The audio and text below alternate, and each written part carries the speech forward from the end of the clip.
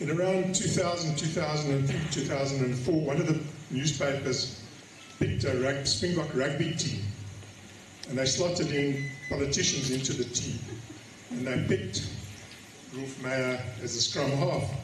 The reason being that he could never decide whether he was going to move to the right or to the left.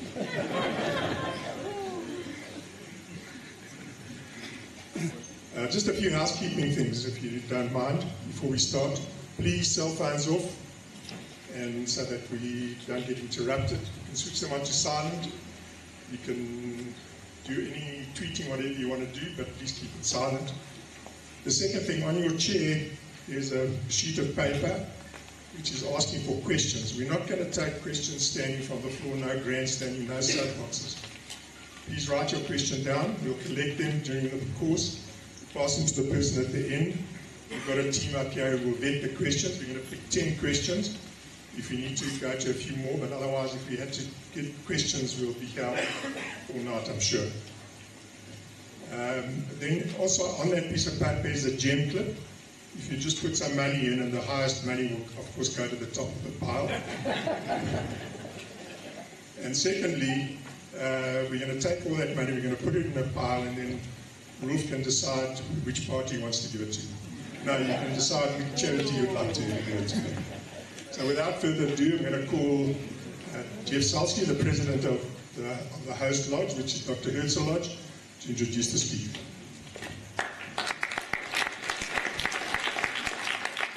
Good evening, ladies and gentlemen. It's my privilege to introduce Mr. Rolf Meyer. Most of you, well, all of you will remember that he was the person who was responsible, was the chief negotiator, responsible for changing South Africa from the apartheid system to the democratic system. Since then, he's been involved in conflict resolution all over the world. He's won many awards, and he's numerous accolades. He has been involved in a lot of businesses. He was a minister in the pre- and post-apartheid government. I think he comes originally from a farming background, and now he's in demand all over the world to resolve conflicts. So I think that is the ultimate example of the Afrikaans phrase, a boer maak 'n plan. Ladies and gentlemen, Mr. Rolf Meyer.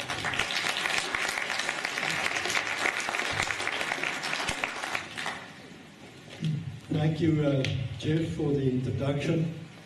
Might not all be true, but nevertheless, thank you very much. I'm surprised about the fact that so many of you have given up your freedom for the evening. But thank you for being here.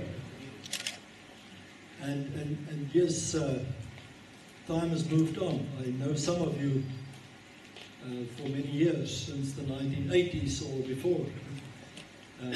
The other day I was filling my car at the petrol station, and the car attendant, the petrol attendant came to me and said, checked my credit card, and he saw Meyer, obviously.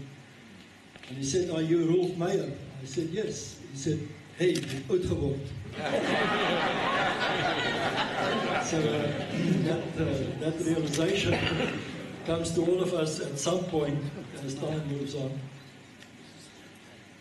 But I'm happy to say that, just to give a little bit of context, it's this year, in fact, right now, more or less, 19 years since I retired from politics. It looks like yesterday. It's 19 years since I retired from politics, and then I went into a variety of endeavors. Found myself in a business consultancy, where I spent most of my time after politics. And then I decided to retire from that the second time when I was 65. That was a few years ago. And now I'm 71, and I'm starting to get a little bit sort of itchy. I want to get something new. you know, and during the weekend, and I think that is the kind of thing that inspires me, during the weekend I had a discussion with a number of people my age. And they were complaining and they said, you know what, when we get to conversations where old people of our age get together, it's always about the past. They always talk stories about the past instead of what's going to happen tomorrow. And I thought for myself, and I'm just saying this to emphasize how lucky I feel, and that is that I can, every morning I get up, I wake up with an agenda.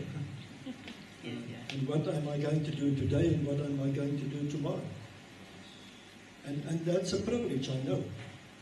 But I think it's also a mindset. So if I leave nothing else with you this evening, then it is just to say, get your mind there. Stop thinking about the past or what the past could have been, but rather what can we do about tomorrow. Because every one of us has the opportunity to do that.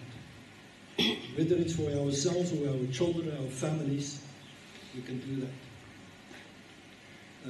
But I know I'm privileged in the sense that I have the opportunity to share the South African experience with many other places in conflict. Last week, for instance, the past 12 days actually until Friday, I was in Myanmar and in Bangladesh. Now, probably you know what it is about. It's about the Rohingya problem. The Rohingya Muslims that have been kicked out of Myanmar into Bangladesh. They're sitting there in camps, 1 million of them, in the eastern part of Bangladesh. And we try to find ways to help that situation. Help the government of Myanmar to get them understanding what it is about, to find change, but also at the same time to help the people on the ground, because they live in misery. It's terrible circumstances in which they find themselves. And you can imagine 1 million people in a refugee camp with nothing. And I was fortunately there during the dry season. It's horrible to think what it must be during the rainy season. But those are the things that I sort of keep myself busy with on the sidelines. And it's fascinating, at the same time also challenging. Jeff was asking me to speak about where do we find ourselves 25 years into the democracy that we created. And let me touch a little bit on some of the key points that I think are important, and also inspire some questions from you out of that.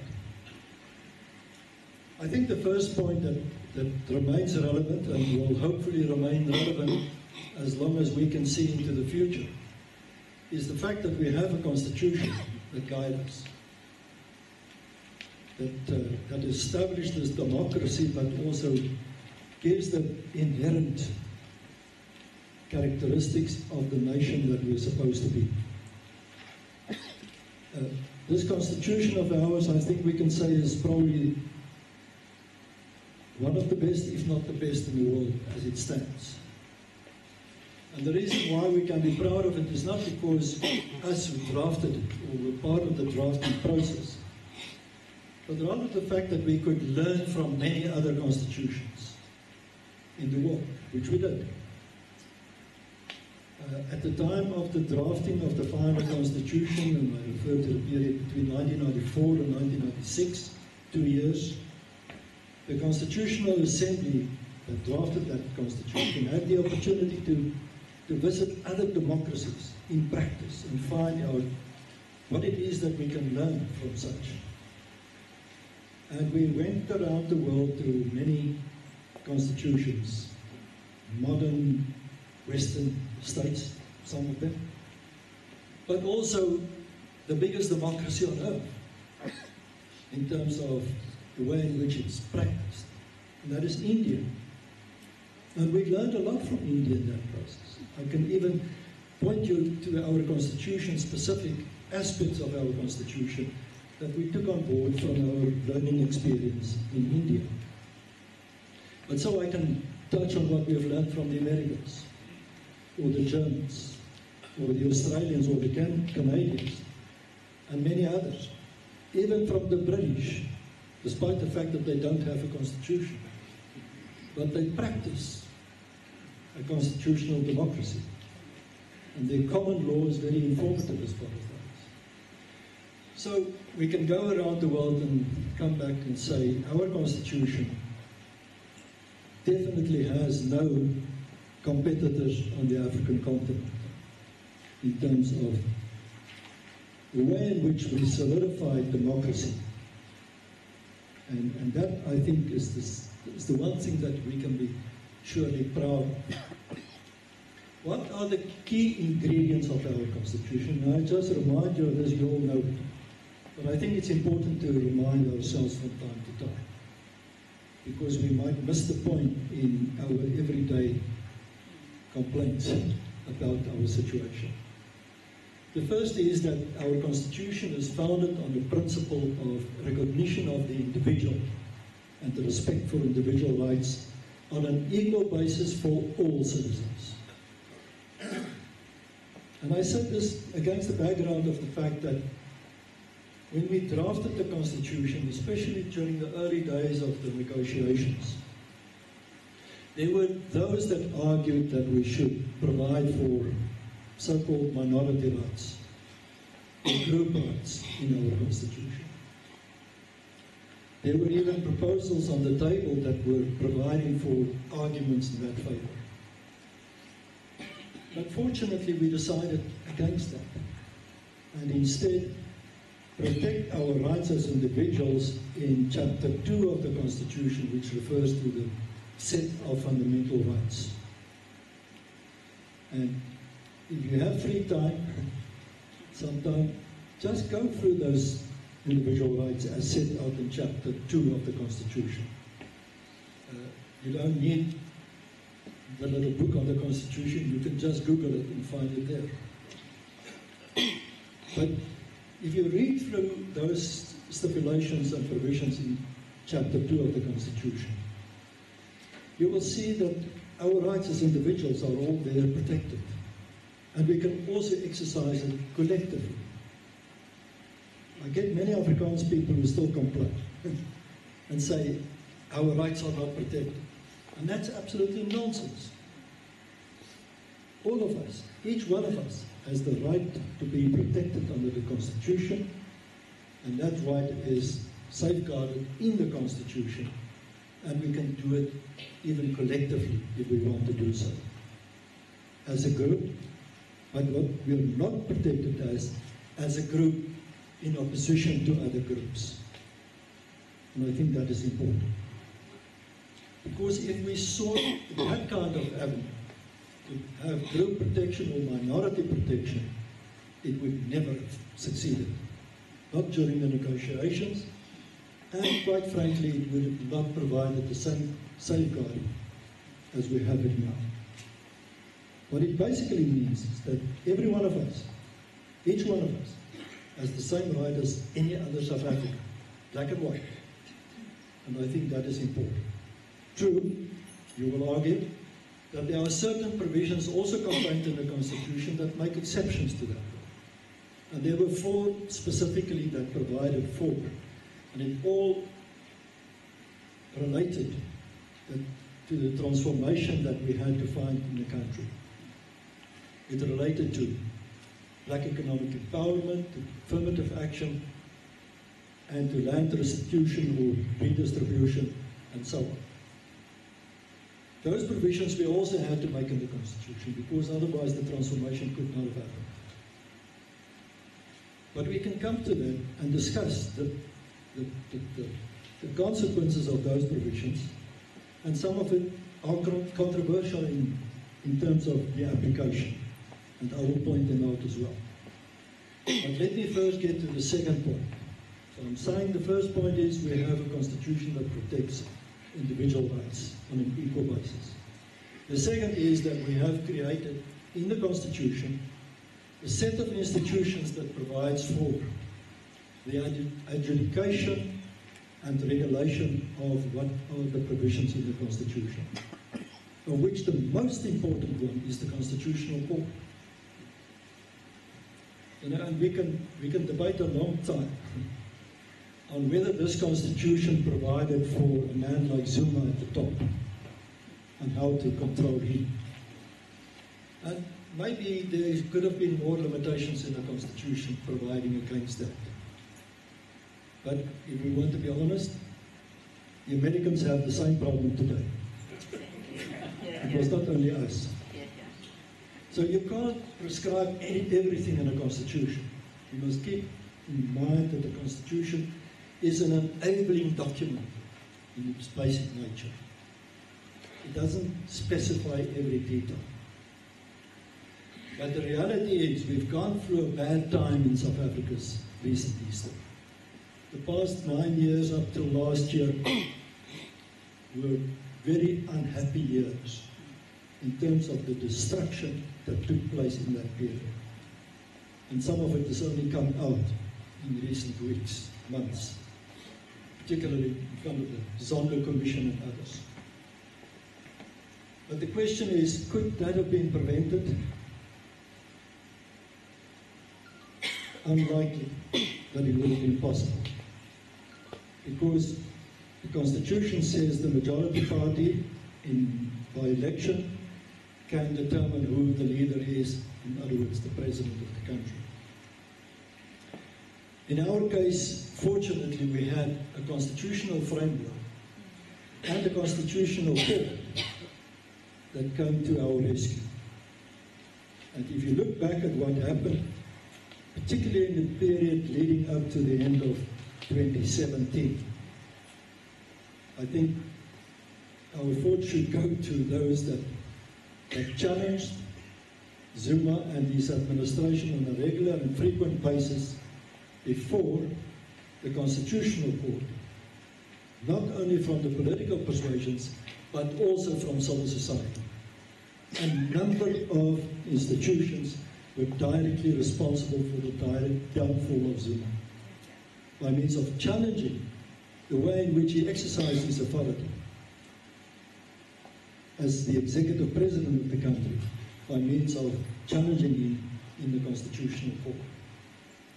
And I think we can be very grateful for that, for the fact that we have that ability, the check and balance, if you like, by means of the Constitutional Court's framework that have been provided. And the Chief Justice and others on the bench should get, I think, a lot of credit for the way in which they looked after the Constitution and our democracy during that period.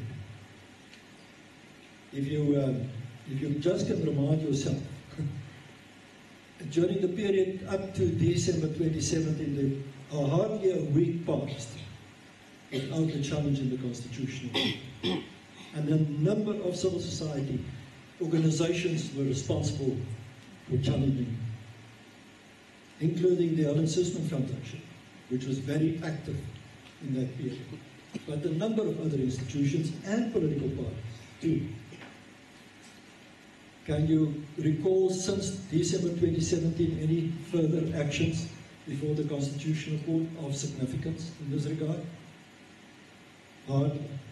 Hardly you can think of one, which actually proves the point that it was necessary to take these to the Constitutional Court. Unfortunately, and I think all the cases relevant, the Constitutional Court made the findings that favored our democratic existence in this country. And I think this is what is important. We have, in other words, a set of institutions which keep our Constitution intact, and to my mind will keep on doing so. Democracy is not only about what happens in Parliament or at the executive level, but also what is happening at the judiciary level. And I think therefore we can be grateful for the fact that we have that protection in our state of affairs. Where we find ourselves at the moment, and I guess that is what led to the question that Jeff wanted me to address, is where do we find ourselves today? And let me make the leap from 25 years ago to where we are now. I pointed out that we had a period of major destruction, the 9 years leading up to 2017. And we can point out a number of factors. It was the Zuma affair, but also a number of other factors. How could it have been that we allowed a situation like that to develop? Human error obviously played a major role in regard to that. And we can point out a number of factors. But where does it leave us now? I think that is the main question. If we, in my own assessment, don't think about the past only, but also about what happens next. Of course, our minds will be focused for the next period of weeks on the election that is coming up, on the 8th of May. That is everybody's individual priority to decide. And I'm not here to speak on behalf of any political persuasion. That is not my purpose, and don't ask me questions in that regard. I'm not going to be able to respond to that. All that I'm trying to find for myself is an analysis of what can happen potentially after the elections. And it's as good a guess as anybody's. But if we allow, for instance, in my mind, a person like Cyril Ramaphosa to take the lead and carry on, I think we have a fairly clear expectation of what can be expected. Given the fact that Cyril's biggest enemies are behind him, that's a reality, unfortunately so. Unfortunate for him. His biggest enemies are behind him and left of him, or right of him, whatever the case might be. Very close to him. Not necessarily in the opposition, in other words, but within his own party. And that is a constraint, undoubtedly so. But my line of thinking is that he is the one person, I'm saying it from my personal experience, my exposure to him over a period of time when we were negotiating, that he is a person that can be trusted. I think the speech that he made, what was it, 2 weeks ago? Just over 2 weeks ago, during the State of the Nation address, was probably one of the best, if not the best, that was delivered within this democracy. And I think one can analyze it and say, Madiba's speeches were great, but it was great because of him, not necessarily always because of content. If you look at the speech that was delivered on the 8th of February, I think it's possible to say that this gives a scenario of what we can expect him to deliver on. And in direct discussions relating to a number of issues, building up to that moment, where I was fortunate to be present, I can say that we have a sort of a template on which we can test it. I'm talking about an initiative that I'm part of, which is called the Public-Private Growth Initiative, which is something that came about during the last year, and where the private sector in particular took the initiative and said, let us find a way to commit ourselves as private sector to the growth of the country, but also expect the government to commit itself in the same way to make it happen. So it's almost like a compact that we're talking about. And we had one aim in developing that, and I'm saying we, simply because I was part of the group that facilitated this interaction between government and private sector. I was part of it, I was present, also in the final presentations that were made to Cyril on the 29th of January. In other words, prior to the summit. And the way in which it was put forward by private sector from 19 different sectors of the economy, and in which he responded on behalf of the government in the presence of 14 ministers representing the economic cluster and others. I think made me believe that it is possible to come up with a plan that can save the country. I say save the country because we are somewhat in a desperate situation. Undoubtedly so. We are sitting on a situation where a number of factors are playing very badly into where we are finding ourselves at the moment. One of which is Eskom. We all know it. There are three factors primarily which is responsible for Eskom's state of affairs. The one is the looting that took place, which leaves a huge debt on the books for Eskom. And without Tito Mboweni probably coming to the rescue tomorrow, Eskom is down and out in terms of servicing just its debts. So that is the one factor. The second is that there were major design problems with the two biggest power stations that were built in the last decade or two, Medupi and Kusile. And all of the blame for that, for those design problems, can be put on the international contractors, but also at the same time on the local prescriptions that they had to serve. And the third factor, as far as Eskom is concerned, is the one of the loss of skills. That's the reality. So all of those have to be corrected in a fairly short period of time to keep the lights on. And you all heard in the last few weeks, the last 2 weeks in particular, today even, the analysis that some people are making about the state of affairs, and we must just hope that the lights stay on. And we all have to contribute our bit to make that happen wherever we can.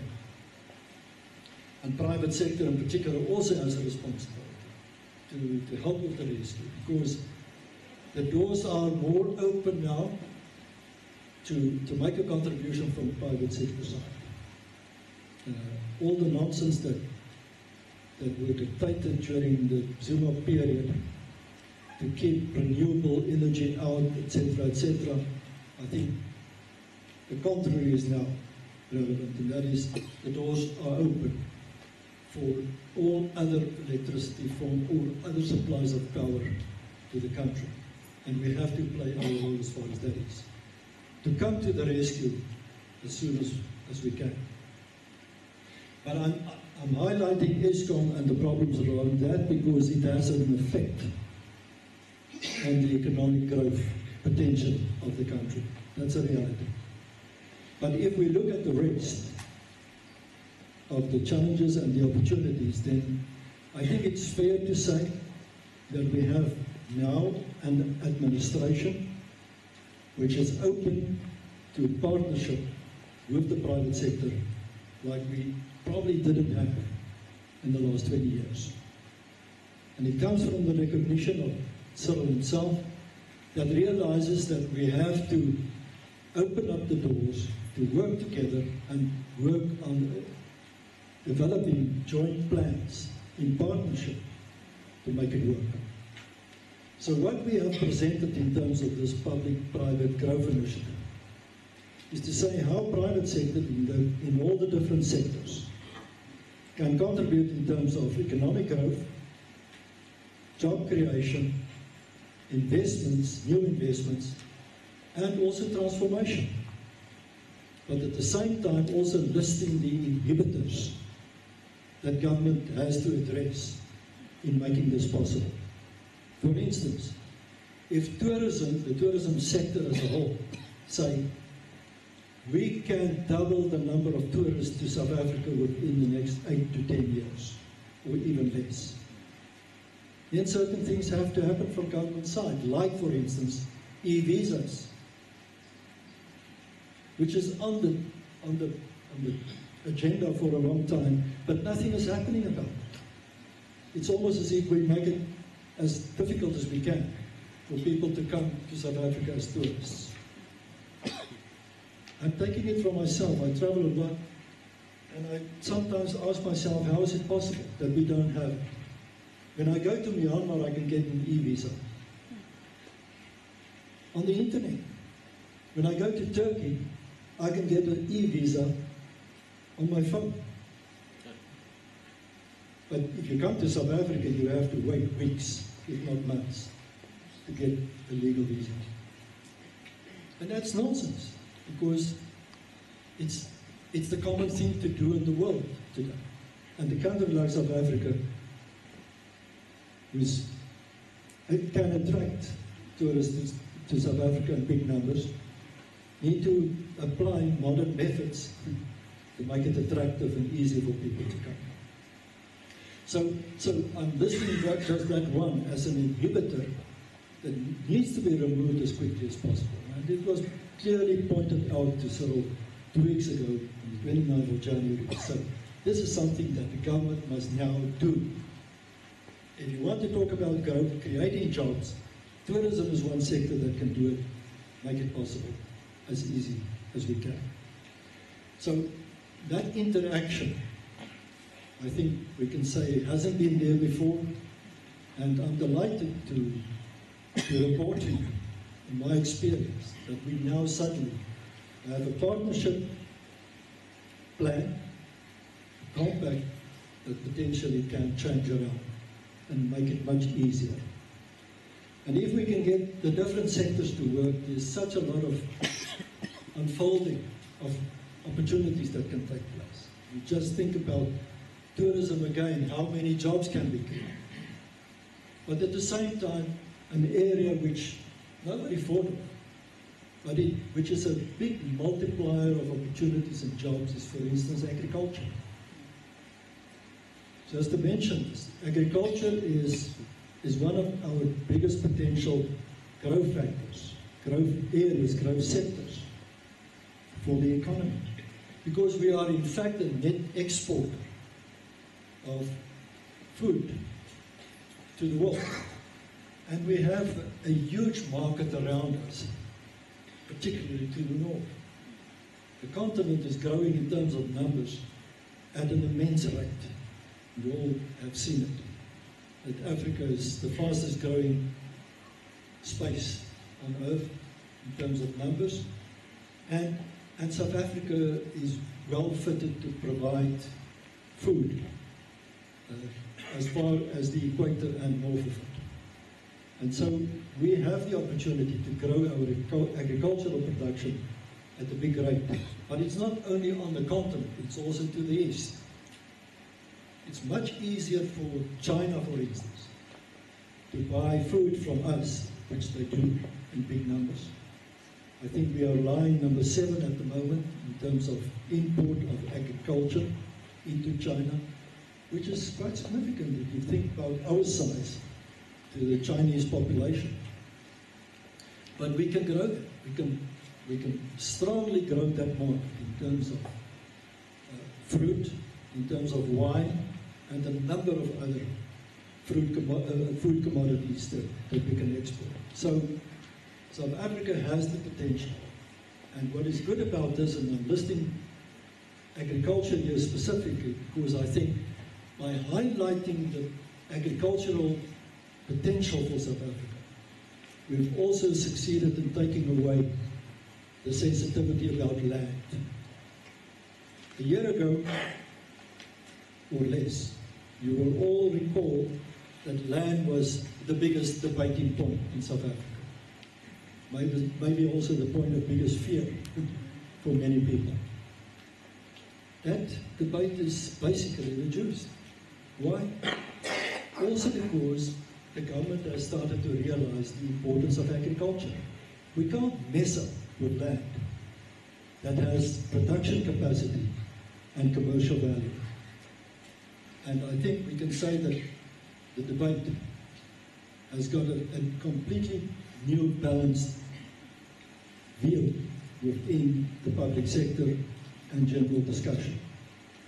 It's not over yet, but I think 2 points have been emphasized in recent discussions about the land issue. There is, on the one side, we have to continue and make sure that land reform takes place.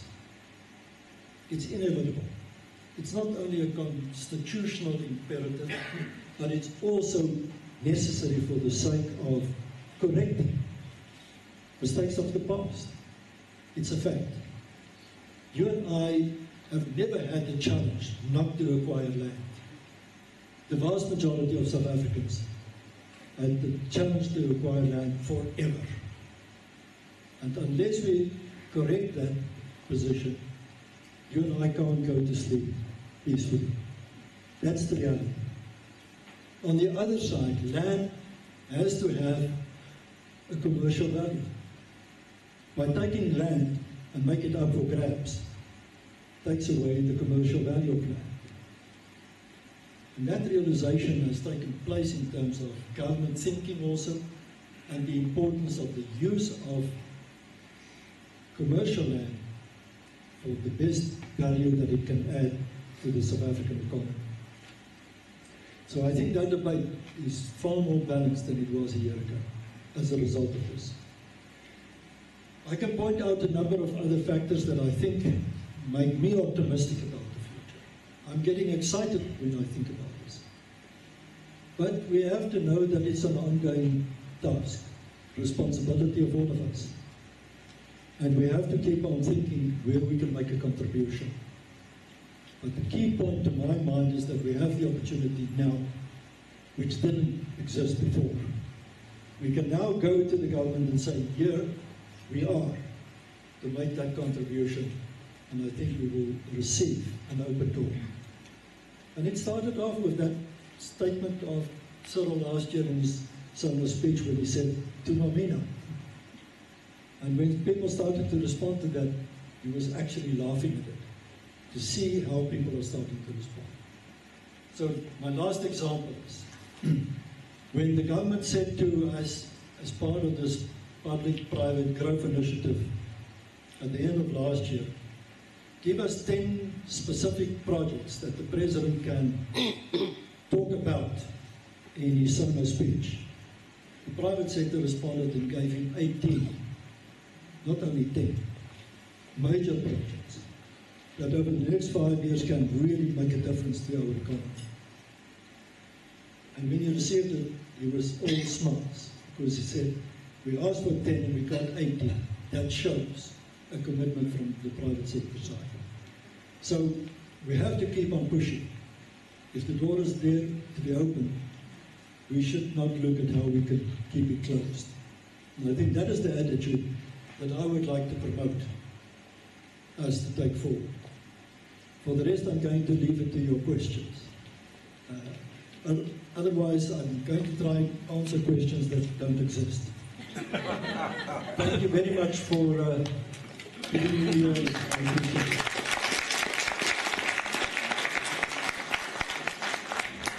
Thank you. So have we got any questions? I'll check it because I know you've got a lot of time.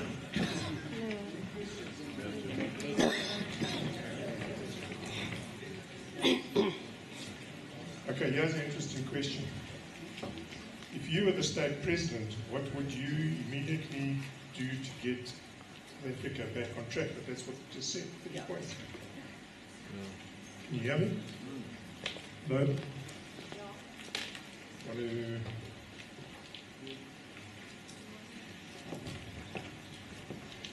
I think one can't stick to 3 points on.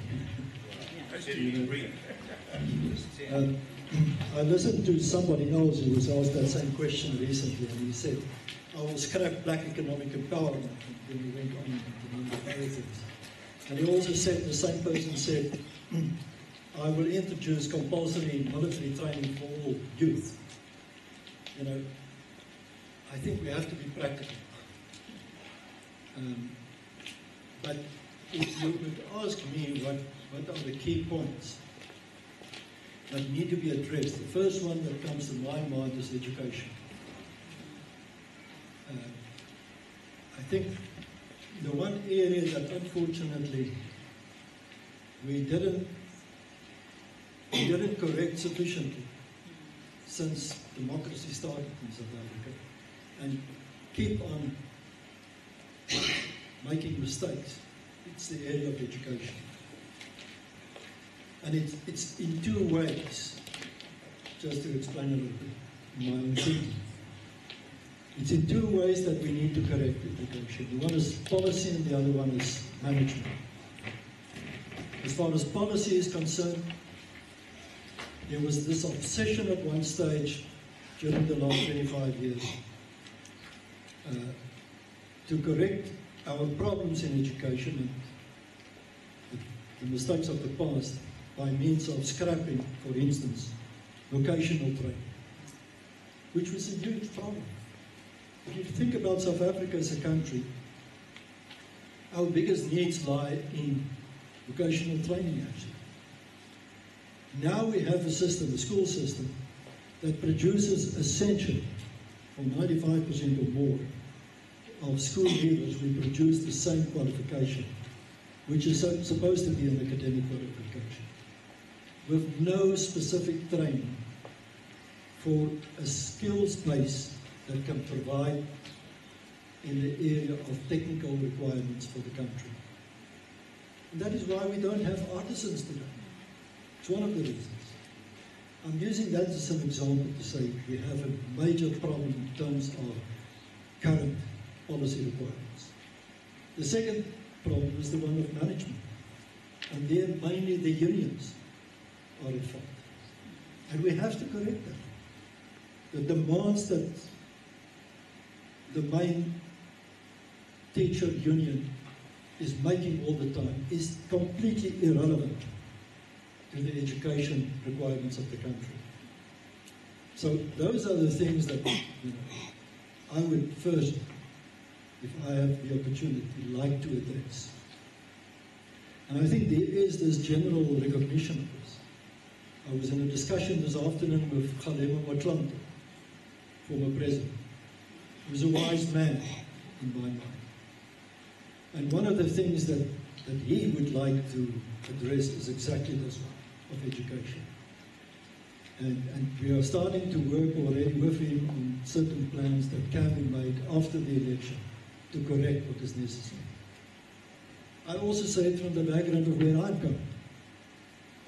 And that is that I think the biggest damage that was done through apartheid to this country was in the area of education, by creating separate education systems for black and white in the past. And thereby we created an inherent problem that will not go away. And it will not go away in generations unless we come up with aggressive policies that can make the change. But let me stick to that one and not come to the other two. Short question. Will the ANC be terminating its failed BBBEE or BE policy in the short term? First of all, black economic empowerment is not necessarily an ANC policy issue. Like I said earlier, it's essentially a requirement of the Constitution. The question is the how. Now, we can all go back as to what happened in the last 25 years on the subject of black economic empowerment. It started off by means of fronting. You will recall that. It was a very popular thing for white businesses to appoint a black face in the beginning, just to make sure that they meet that requirement of black economic empowerment. But it was actually not black economic empowerment. It was providing another opportunity for the white ownership. But so it carried on, and we had different dimensions of it until we are now finding ourselves with a scorecard situation, which is not meeting the demands of what is really required. What was intended, I think, by the Constitution was to say, let's spread the economic capabilities of the country in such a way that all South Africans can benefit from it. In other words, it was an enabling attempt to say, let's be more social orientated in our economic policies. But I'm afraid it didn't work. we enriched a few instead of enabling the masses. And today my question would be, also the private sector that might be present. Would it not be far better than, instead of giving equity or shares in your business to a few, would it not be far better to share profits of your company with your workforce? And in that way empowering far more people, families, and numbers of people. So it's a completely different aspiration. And I think we have reached the point where we actually very urgently need to revisit current policies as far as black economic empowerment is concerned. It's something that private sector, and in my discussions with private sector, it's often on the table, this question. How differently we can actually encourage people in the private sector to look at how they can empower their workforce, because that is more key in current format. This is a question of illegal immigrants. Do you think we should bring Mr. Trump here to teach us how we can build a wall across, at some point, prevent illegal immigrants? Can I ask a question, an honest question to all of you? How many of you employ Zimbabweans? Honestly? Thank you. I would say a third of the audience. Do they all have their legal papers? All of them? As of today? Or intended to have it? I doubt. I doubt. All I'm saying is, we have a number of people in South Africa from our neighboring country who have made big impact on our workforce in this country with great success. With great success from our neighboring country. And not all of them have legal papers to prove their status in South Africa. I say it from personal experience, I say it from my friends' experience, and a lot of other people. If you go to restaurants in Johannesburg and Pretoria, what would you find? Most of them are Zimbabweans or other countries around us. So we have to be very cautious in just saying immigrants are not welcome. And in fact, I don't think we can close our borders in any case. A few years ago, I was the chair of the South African Defence Review Committee. We went to the border of Zimbabwe, our border of Zimbabwe, the Limpopo River. I can tell you there's no way that you're going to keep hungry people out of coming into South Africa. And it would be unfair to do so. It would be unfair to do so. Forget about Trump. Forget about a war. What is happening in our neighboring state, even at this moment, is even worse today than it was before. And we are not entitled to keep hungry people away. But at the same time, we know most of those that are coming here are making a useful contribution to our economy. Not all of them, but most of them. So we have to be cautious about this. I know it's a challenge for us. I'm being told that on a monthly basis there are new entrants into Johannesburg to the order of about 20,000. Not only from outside the country, but also from within. And you probably see it in terms of people taking up illegal housing and whatever the case might be. That is part of our existence in South Africa. Urbanization is just at the starting point of what is going to unfold in the coming years. I think we're standing at 65% urbanization at the moment, and will probably grow by a further 10% up to 2030, which takes us to 75%. And we can all know what the impact of that is. But that's urbanization from within and from across our borders. What we rather should do is to help Zimbabwe to resolve their problems. I was there 2 weeks ago, 3 weeks ago, in Harare. We had meetings with both parties, ZANU-PF as well as NDC. And from our side, we said, get your act together. Talk to each other, have a dialogue, and finding a common way forward. Because the moment you do that, you can unlock your economy in Zimbabwe. It's the loveliest country on the continent in terms of its resources, its climate, everything. It has everything to go for it, but the politicians have messed it up. And if we can get them to fix it, then I'm quite sure some of those that have fled this way will return. So the real solution is not a wall, but to do that.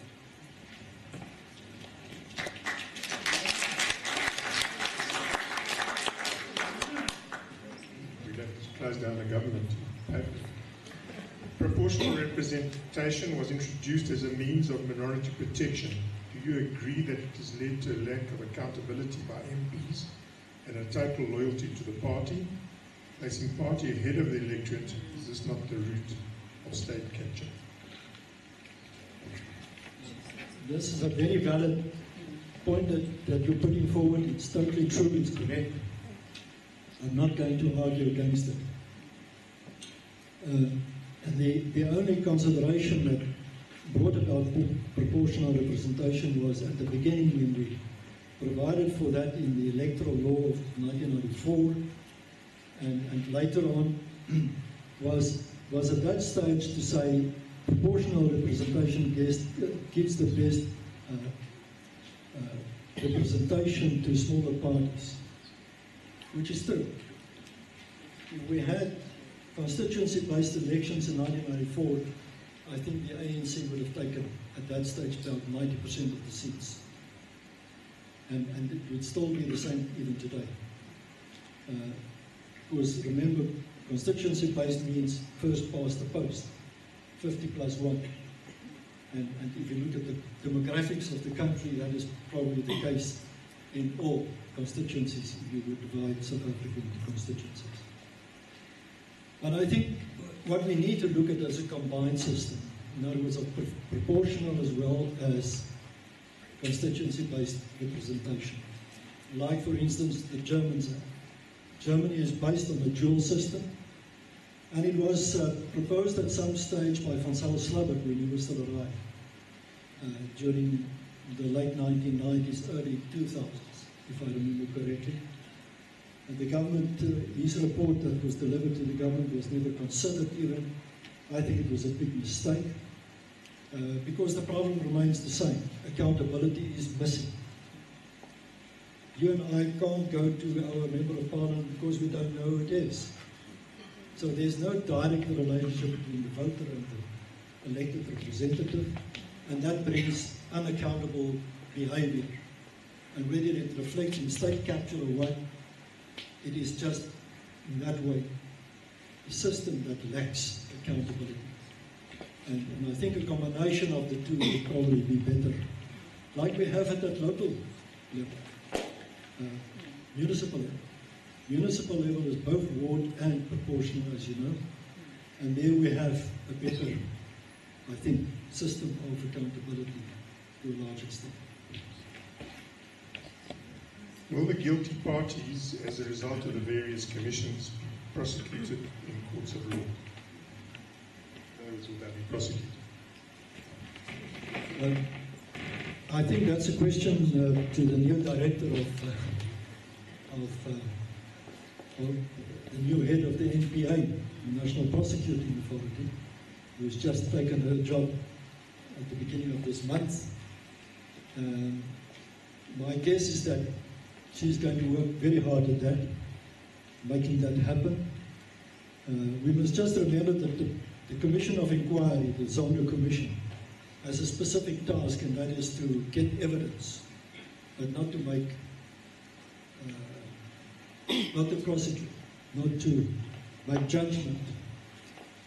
It will obviously make some findings, and I guess refer matters to the prosecuting authority to take it further. So it's, in the final instance, the head of the prosecuting authority to make the call. But I think the first signs are there. Agresi has already been charged, not because of his evidence to the Zondo Commission, but because of what he did before, or already what was found to be criminal acts before he even testified to the Zondo Commission. So he's being prosecuted, a number of others, including T and more. And then, of course, this very interesting judgment of Friday, when the head of UCASA, or ICASA, the Communications Authority, was sentenced to 20 years in prison. I don't know whether you picked that up. He was sentenced because of his looting during the time that he was at the Land Bank a few years ago. And he was sent to 20 years in prison, and the attorney, I like that one, the attorney that acted on his behalf was sentenced for 24 years. So be aware if you are in the law profession. So I think that the mood has changed. The behavior has changed. The Zondo Commission is not a prosecuting authority in the first instance, and obviously further investigation will have to follow by the prosecuting authority, but my guess is it will happen. Another three questions. How vulnerable is our constitution to being negatively changed? Yeah, no guarantees to that, except that you will need a 2/3 majority to do it in Parliament, whichever party comes with that idea. When Cyril became president, I was asked for comments, and I always said that, you know, there are two things that give me personally very much hope, but also trust in him, and that is, in the first instance, he's a constitutionalist. And I think I'm qualified to say that. He's a constitutionalist in his heart. This constitution that we have is as much his as it is mine, or anybody else's. And he knows what is the content of the constitution. So at least I think we can say under his guidance it will stay. The second point I always made about him is that he's a modernist, and I think that is important. South Africa is supposed to be a modern country, but for 9 years we were ruled as if we were a traditional monarchy by the chief. And you know, there was a complete disconnect about the manner in which we were ruled under Zuma and what we are supposed to be as a modern country. I think Cyril has shown in the last year that he's bringing us back to a modern aspiration, the country that we should be in a new world, in a demanding world. And just by the way, I'm sorry I'm deviating from the questions, but you know, if we talk about the fourth industrial revolution, South Africa is way behind where we should be. It's not only about e-visas, it's about a hell of a lot of other things. And we have to pick up very quickly if we want to be in the forefront of an African country. You know, it bothers me when some of the top IT companies are taking their businesses to their African headquarters, to Ghana, Nairobi and other places, instead of settling it here. Why? Because obviously those countries are more attractive. and ours at the current state. And we have to change that around. What I learned in the last period is that there's a big emphasis from government side to say, we used to be number 1 on the continent, South Africa. Now we're number 3, after Nigeria and Egypt. We have to work at putting ourselves back at number 1. And I like that. I deviated because the question was, will we allow our constitution to be changed? The real answer is, I don't think so. I'll ask 2 questions. The first one is a composite question, is what is one thing we as citizens would be surprised to learn about Cyril? And then the second part of it is what kind of relationship, if any, do you still have with him? There's nothing I think that could surprise you about him. You know Cyril for a long time. That I think is a good thing. You know him for at least 25 years or more, because he was in the forefront of the changes that happened, the transition that happened. And if you trusted us in making the Constitution, I think you can trust him today as well. He's the same person that I learned to know in that period. I can absolutely say that as a witness of, as a person that I've been exposed to him over the years, not only while we were negotiating, but after that, when he was in business, and more recently, after he came back to politics. We don't knock at each other's doors, and I don't have to do so. He has far more important things to do. I'm not trying to get access to him unnecessarily, but in a working relationship, I'm close. I see him every few months, at least, sometimes every few weeks. And it's a professional relationship, but I can just again repeat, it's the same person that I came to know when we started to work together. In fact, I came to know him for the first time, I think, in 1988. So it's now more than 30 years. And there's no change as far as I know. Not what I experience. While you were talking, there was a message from it that says, "Hey Cyril, when are we going fishing again?" This is the last question. Shouldn't Eskom, this is probably what got them into trouble in the first place, shouldn't Eskom be using independent specialists to advise them rather than an international company which stands to gain? Is there a conflict of interest? I think that the problem in that regard, the question refers to, is more the fact that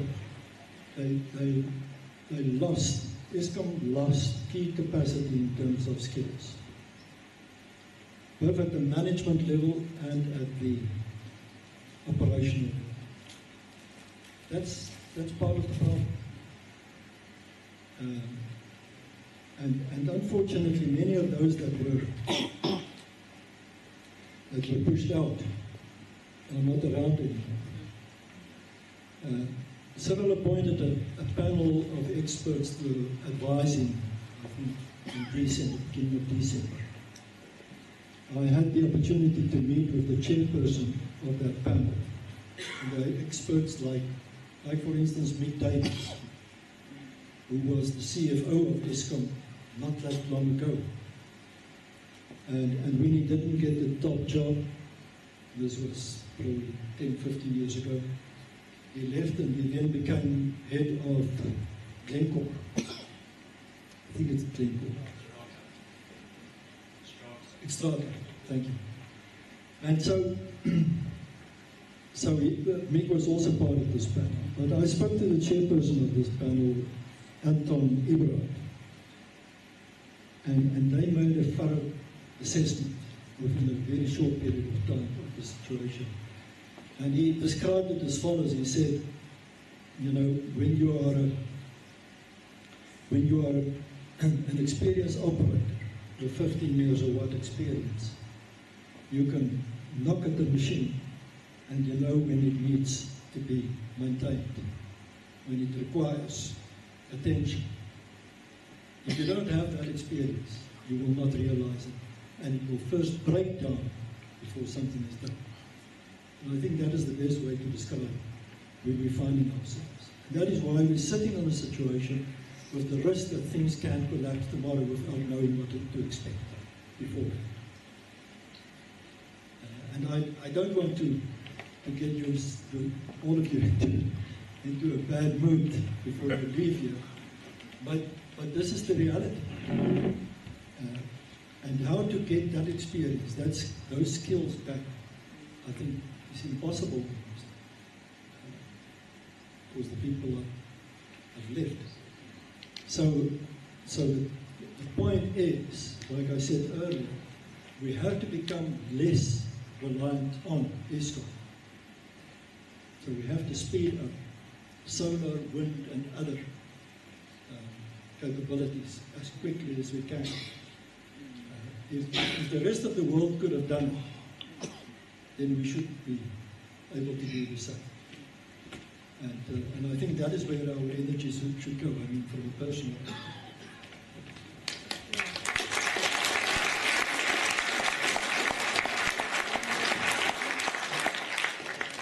Just before I call on the president of Dr. Herzl Lodge, just a few quick announcements.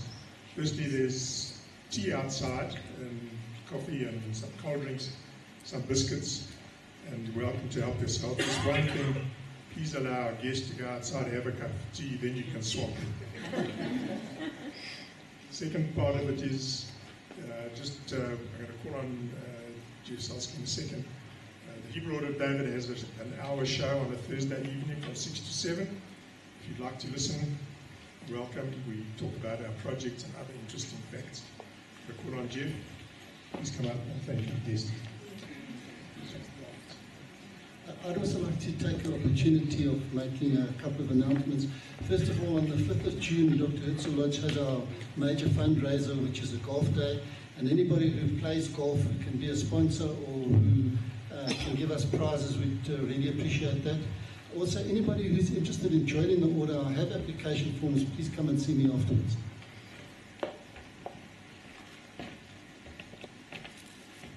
Mr. Mayor, I know how valuable your time is, and given that factor, I'd like to express our appreciation.